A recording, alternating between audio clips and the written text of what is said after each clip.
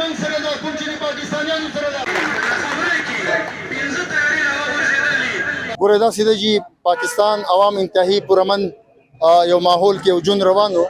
زمونږ معیشت ډېر په کمزوره پوزیشن کې و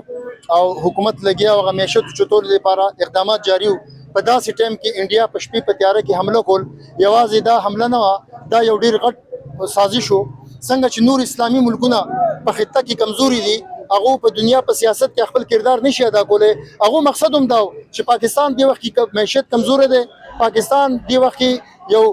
دنده حالات ټیک نه دي او په داسې ټایم کې به دا ملک لمن شکست ورکو نو الحمدلله زه د پاکستان یو ځوان ته خراج تحسین پیش کوم زه د آرمی د ایر فورس د نیوی یو ځوان ته خراج تحسین پیش کوم چې کومې جذبې سره هغه راوتي دي داسې افسران تاسو په میډیا باندې ونئ چې هغه 3-4 میاشتې پس هغه ریټایر کېده خو هغه وایي چې موږ له موقع راکوي چې موږ دغه کې مخکې لاړ شو داسې پایلټان چې 2-3 میاشتې مخکې هغه ودونه شي دي هغه وایي چې موږ له موقع راکوي چې موږ په دې حمله کې سوالو نو چې دا جذبه یې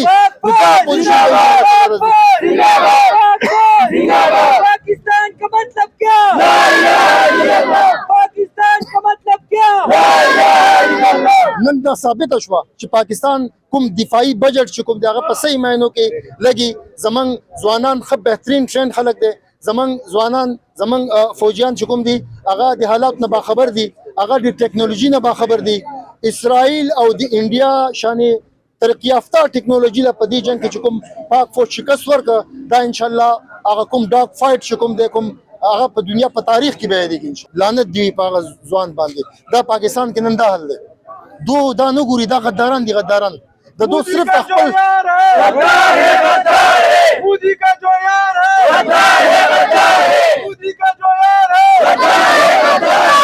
یا د دو علم کم دی یا دو حالات نه خبر نه دي یا دو سریدل نه دي دو دی دا نه ګوري کنده کوم په سپیچ کې چې ما وی نن امت مسلمان نقشه راواله مسلمان په کوم حال دی یو پاکستان یو ایران پاتې شي دي چې هغه مطلب په دنیا په سیاست کې کسردار ادا کوي یا مسلمان سمدد کو دغه دوه ملکونه دي اوس ټول دنیا غا شهادت چې کوم دغه دي طرف ته روان دي نو بهرحال زه تاسو پروګرام په توسط باندې یو ځل بیا د پاکستان عوام او د خپل افواج ته سلام پېښ کوم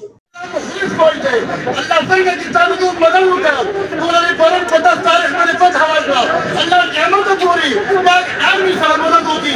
ټول تاسو ته فتح باندې جاری وساتي